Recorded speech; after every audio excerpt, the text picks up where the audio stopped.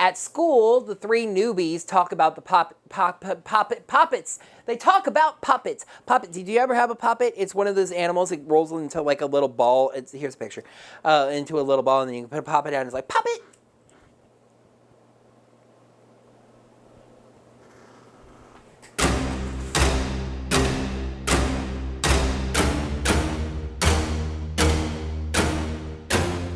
Hello there, heroes. I'm the Orange Ranger, and welcome to another comically long review. I know that some of you may have been a little confused by my doing 2 Go-Go Power Rangers videos in a row. I do apologize for that, but it was a necessary evil. That was not funny. For whatever reason that Boom decided to do this, Beyond the Grid came to a quick and merciful end, ushering us back to the Mighty Morphin Power Rangers. It is finally time to see the world that the Rangers created after reality was shattered by Lord Draken. Is everything back to normal, or are there some changes in the works? Let's find out by taking a look at Mighty Morphin Power Rangers, issues 40 and 41. By now, you know what the first issue of a new event comic means, right? I guess just making covers and not ever stopping is also a necessary evil. Mighty Morphin Power Rangers issue 40 has 17 covers, according to Comic Vine. I have access to 15 of them, so let's try to speed through these. Many of them focus on the White Ranger, foretelling a new addition to the story. The main cover shows the White Ranger jumping towards a shattering sky. Here we have the entire team posing morphed, focused on the White Ranger.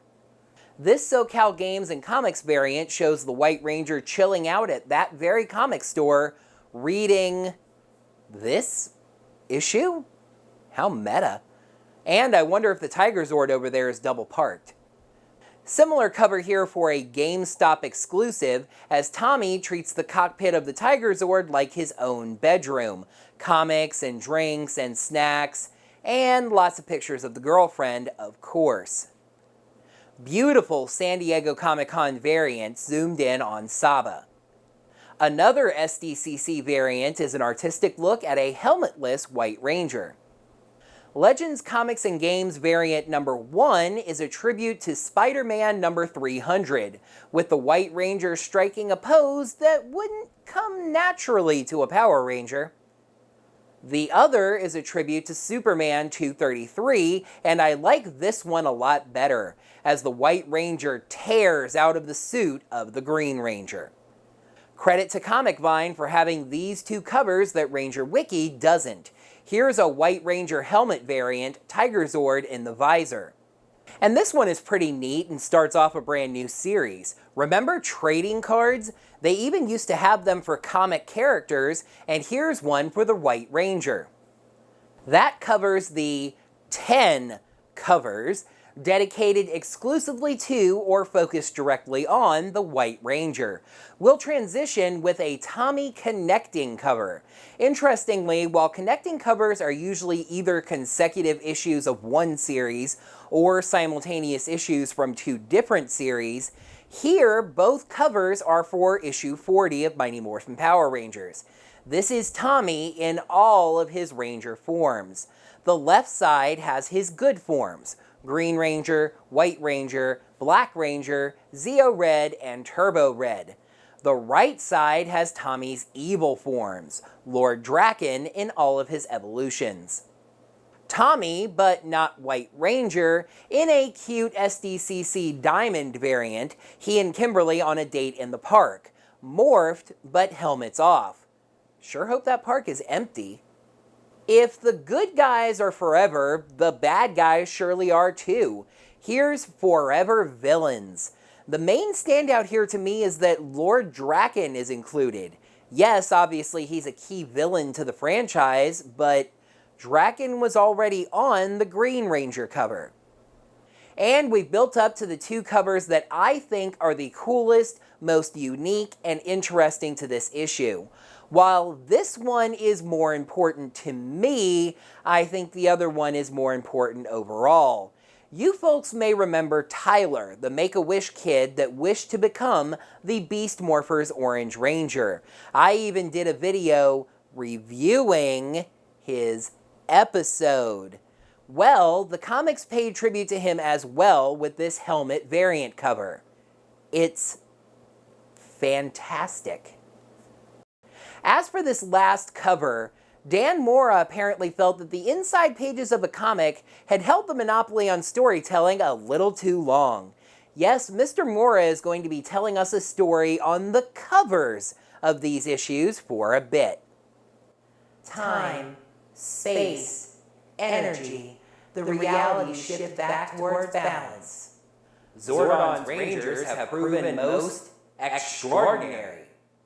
The grid is restored, but existence can never be threatened by the whims of mortals again. The mortals did subdue a threat that we overlooked. Yes, but it was a threat that they created. Either way, it is time for us to part. We must inspect all of reality firsthand, piece by piece. There can be no oversights this time. And by the by, all three emissaries shift through Hyperforce Rangers. Red becomes Hyperforce Red right here, yellow is Hyperforce Yellow right here, and blue is Hyperforce Blue down here. 2 full pages of script on the freaking covers.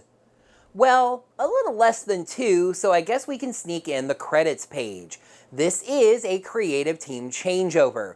In case you missed it, Ryan Parrott, the main writer of Go-Go Power Rangers, has taken over this book as well, with art by Danielle Di Niccuolo.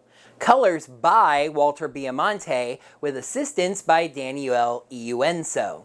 Know who's been the picture of consistency on this line? Lettering by Mr. Ed Dukeshire. Last time on Power Rangers.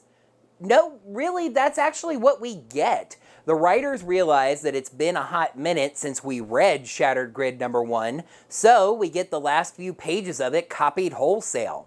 I'm actually fine with it. It really does serve as a nice reminder. However, let me make up some of that time doing the covers by summarizing things quickly here. After defeating Lord Draken, the main team of Shattered Grid Rangers, the Mighty Morphin Power Rangers, Jen from Time Force, and Lauren from Samurai, are brought to a white void by the emissaries. The emissaries give the Rangers a choice of what to do with the heart of a master.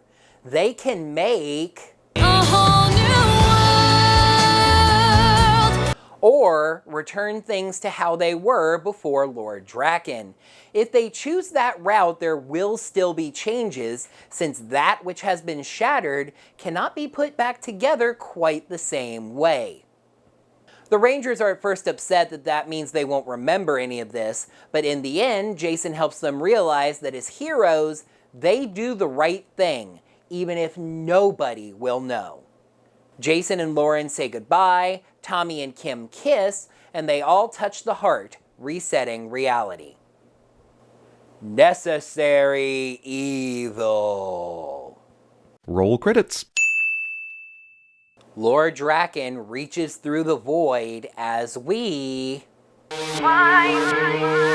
The Rangers are on London Bridge, which is not falling down, but is being attacked by a rhino bird called Nefurious. Zack seems oddly distracted by the monster. Kim tells him to focus on saving people, but he asks how you ignore something like that. Weird, this should be old hat for Zack by this point. And maybe he was right as the monster dive bombs them. But then go White Ranger, go, as he dives in and slashes the monster. He apologizes for being late, saying he had to get a news chopper out of the area. Billy realizes they've been used as bait to draw the monster into the air. He calls out a maneuver, Beta 6. Kim returns and Billy relays Beta 6 to her. He tells everyone else to clear a path. Billy and Kim jump into the air and fire. Trini going, so that's Beta 6. Did the reset impact some of their memories? Shouldn't she know what that is? The White Ranger runs at the monster, asking Saba for full power. He slices straight through the monster, destroying it. White Ranger asks the putties who else wants a shot, and they retreat. Trini says that was their first flying monster. Billy, I think, really it just looks like the entire command center is actually speaking, says that besides Goldar sometimes having wings, they've fought Two-Headed Parrot and Chunky Chicken. Trini can't believe that Chunky Chicken was a real monster. What is up with her mind?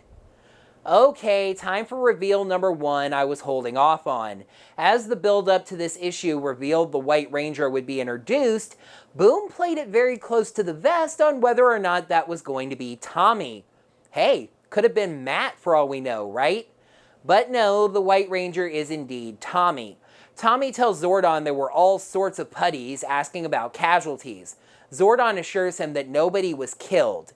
And now it's time for reveal number 2.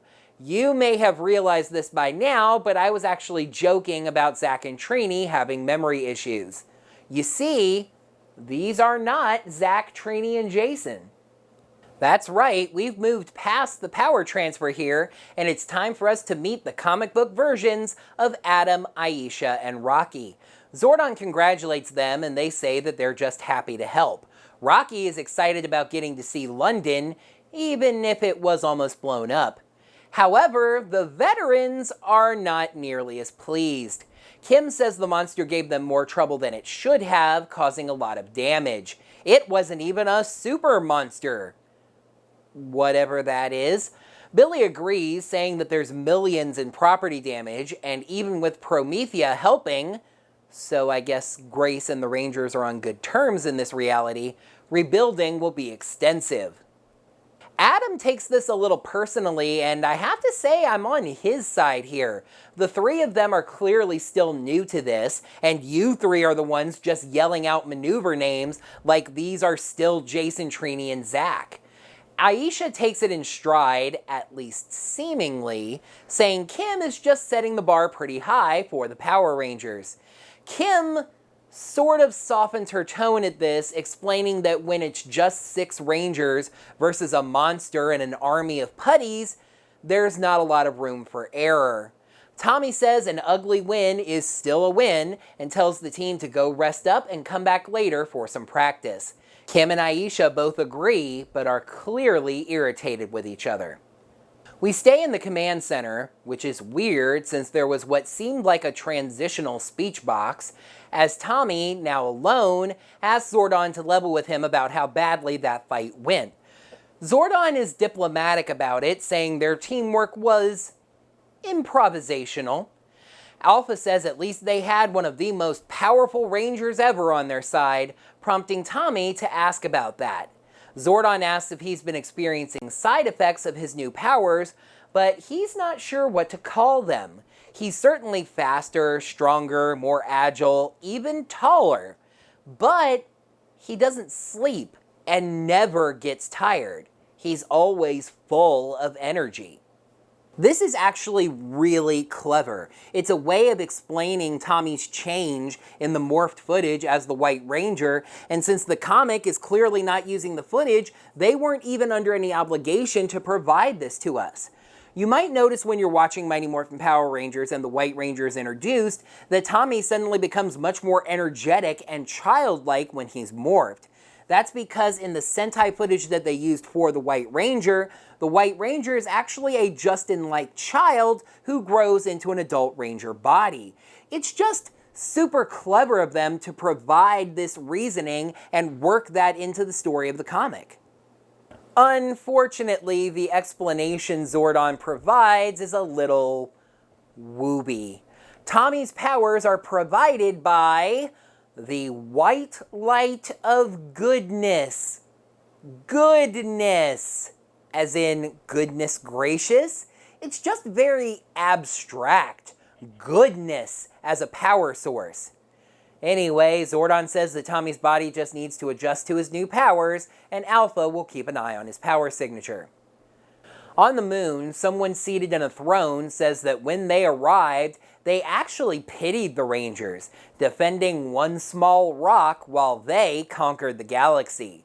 But now, the time for compassion is over. Finster suggests sending some putties, especially now that they've been upgraded. They say they won't strengthen the Rangers' resolve with a hollow victory. Goldar suggests sending a monster, and they stand up, saying the Monster of the Day approach was Rita's way. Yes, heroes, Lord Zed has arrived. Surprisingly, Goldar basically suggests retreat, saying maybe they should just leave. Zed silences him, saying he hoped Rita's incompetence hadn't spread to her forces, but maybe he was wrong about that. Zed doesn't run from a fight. He just changes the rules. The Rangers are in a battle against putties. Adam, Aisha, and Rocky on the ground, Kim up in the sky. She asks for an update. Aisha says they're doing fine, but Rocky and Adam aren't so sure about that. Kim blasts some putties with her Firebird Thunderzord and tells them to get the people clear and that she will lead them directly past the monster. Zordon tells them to hurry. The civilians are hurt and won't survive out in the open. The Rangers get to two paths, one with the monster, one without. Aisha changes plans to go the monsterless route. Adam points out that Kim told them to go past the monster, but she says that this path is safer and Kim can handle the monster on her own. And that path leads directly to an ambush of putties. Billy and Tommy watch, and as you may have guessed by now, this is the no-win training scenario. Alright, I'll bust out the old chestnut. A no-win situation is a possibility every commander may face. Has that never occurred to you? And by the by, we get official confirmation that there really is no right answer. Billy points out that if Aisha had decided to follow Kim's path, the monster would have stepped on them anyway. Billy boils this whole situation down to its essence. The Rangers have gotten close to what they were before. But Tommy says they don't have time to be close. Zed is an upgrade on Rita, and if the original three Rangers were there, they might be okay. But now, well, they can't just be good, that's his point. At school, the three newbies talk about the pocket dimension, but Aisha is still ticked off that the three veterans don't respect them. Adam says they are, the veterans, but she snaps back that she knows that. She used to idolize the Power Rangers. But now, they're so new to this situation that sometimes she morphs just to make sure that it's real. The guys admit they do that too. Outside, Rocky says he gets where she's coming from. They've gone from regular teenagers to superheroes, and that's a lot to take in. Adam agrees, saying he misses their Stone Canyon lives. Aisha says that's her point. In 2 months, they've changed schools, their entire lives, kept their secret from their parents, learned to pilot Zords, fought monsters, and saved the world time and again. They're doing very well. But she feels like nothing they can do will ever be good enough for Billy, Kimberly, and Tommy. On the moon, Zed gets a special delivery. A group of mercenaries bring him a box, the leader saying the thing inside killed 6 of his men on the way there, so Zed better have his money. And indeed he does. This is no double cross. Zed pays his bills. The leader says Zed's lucky he didn't just launch the thing into space, and Zed says that he warned them not to try and pet it. He greets the creature in the box, Dane. Dane was apparently in a prison somewhere, Zed assuming that he was there intentionally, which he was, saying that he just wanted to try and escape for the challenge. Zed has a mercenary contract for Dane. 1 contract, multiple. Earthlings mostly. Dane can't believe that's it, but Zed points out that they are Power Rangers. Dane says he doesn't normally do small jobs, but for Zed, anything is negotiable. So, yeah, That's a Syrian, aka Doggy Kruger from SPD's Species. That's certainly a curveball. Interesting development here as Bulk and Skull talk at the bar. The juice bar, that is. Skull tells Bulk that he's been gone a lot the past few weeks, but now he wants him to meet Candace. She's kinda his girlfriend. Kinda. She's thrilled to meet him, having heard so much about him. He looks... I'm hesitant.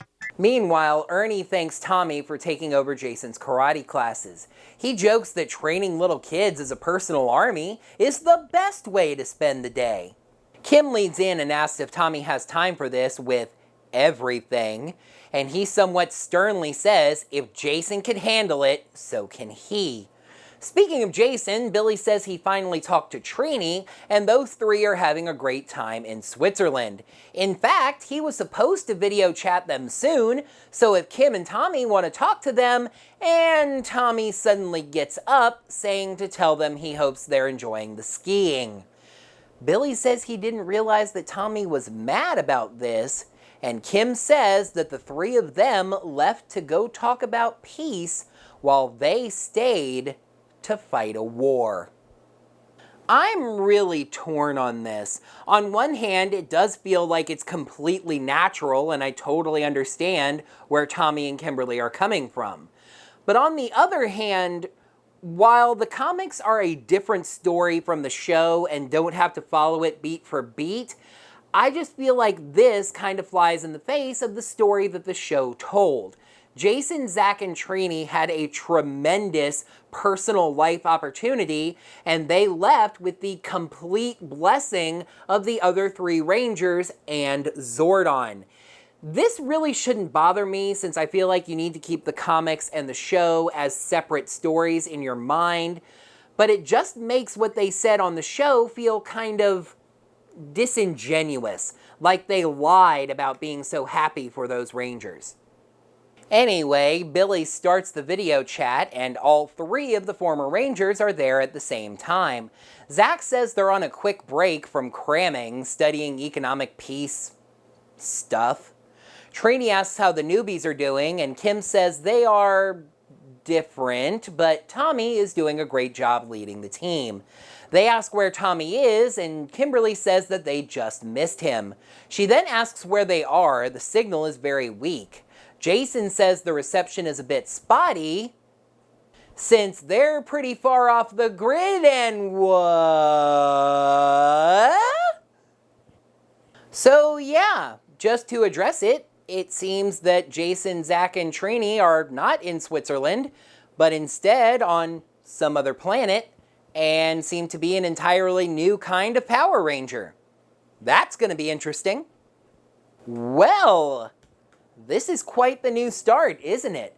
Going into Necessary Evil, none of us really knew what to expect, except that we were getting the White Ranger, but they've mashed fast forward pretty hard here.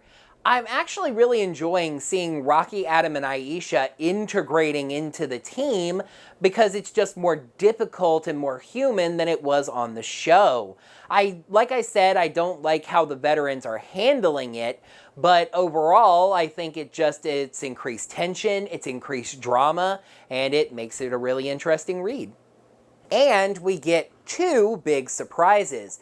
Just in case you thought this whole reset thing was going to take us back to just Mighty Morphin Power Rangers, bang! Here's a Syrian straight from SPD, and an evil red Syrian at that. The other big surprise, of course, is that Jason, Zach, and Trini did not go to a peace summit in Switzerland, but to some other planet to get brand new Ranger powers. How about we go ahead and give issue 40 of Mighty Morphin Power Rangers, I don't know, a 5 out of 5? And this one is pretty neat and starts off a new series. We'll transition with the first half of a Tommy Connecting cover. Interestingly, with art by Danielle D. Nucciolo. Colors with Walter Biamonte with...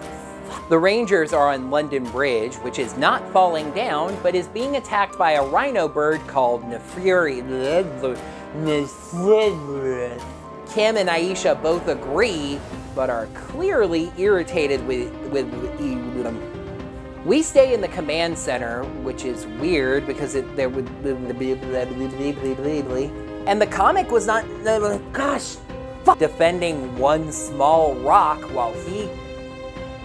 That's a Syrian, aka Doggy Kruger from SPD's Species. Speaking of Jason, Billy says that he finally talked to Trini. I'm really short.